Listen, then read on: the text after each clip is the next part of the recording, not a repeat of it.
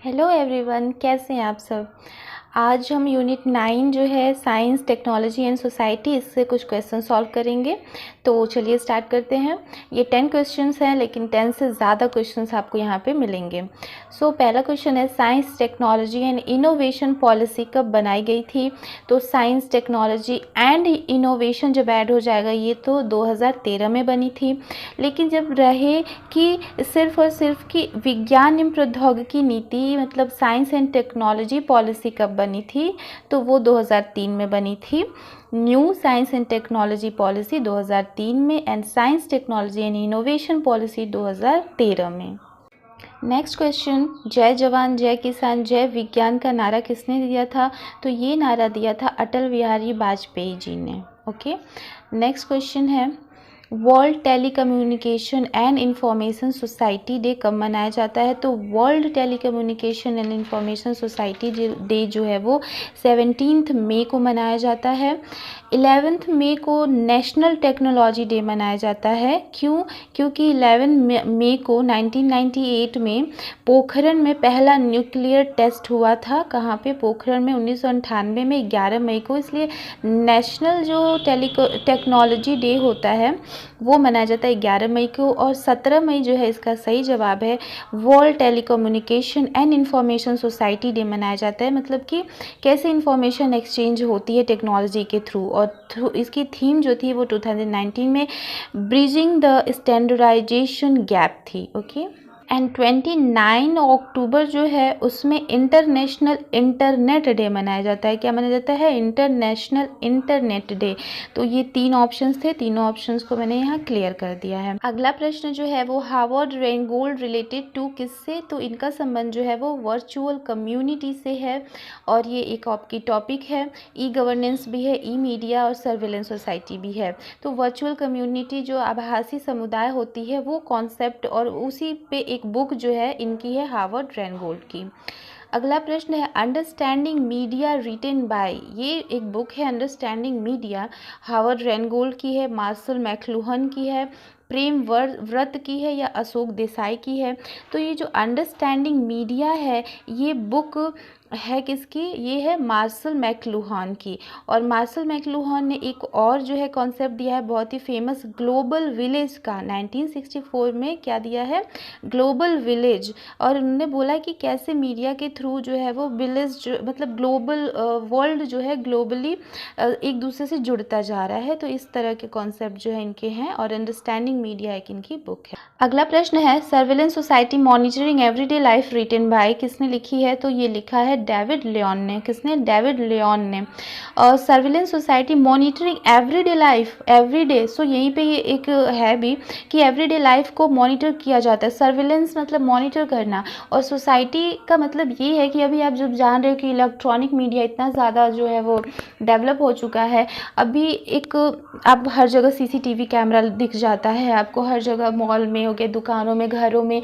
तो ये सब क्या है? ताकि हम इन सब चीज़ों से क्राइम को रोक सके। बहुत सी चीज़ें हैं ऐसी, लेकिन इसके मेरिट होने के साथ साथ डिमेरिट भी है कि भाई हम किसी की प्राइवेसी को भी ताक झाँक कर सकते हैं, किसी बातों को लेके हम गलत तरीके से उसका मिसयूज़ कर सकते हैं। बहुत से तरीके हैं, तो मेरिट और डिमेरिट तो दोनों होना ही है। लेकिन सर्विलेंस सोसाइटी में सबसे ज़्यादा अगर बात किया जाए तो वो चाइना नंबर 1 पे है, और वो बहुत ज़्यादा जो है इन सब चीज़ों का उपयोग करता है। सो नेक्स्ट जो है क्वेश्चन वो है full form of MMP।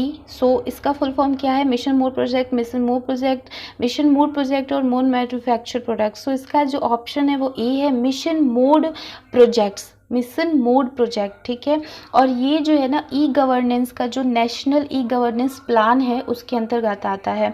E governance का मतलब क्या है कि एक इनिशिएटिव है गवर्नमेंट ऑफ इंडिया की to make all government services available to the citizen of India via electronic media. मतलब जो भी इंफॉर्मेशन है सिटीजन्स की वो इलेक्ट्रॉनिक मीडिया के थ्रू प्रोवाइड करवा दी जाए, ताकि गुड गवर्नेंस जो है वो उसको प्रमोट किया जा सके।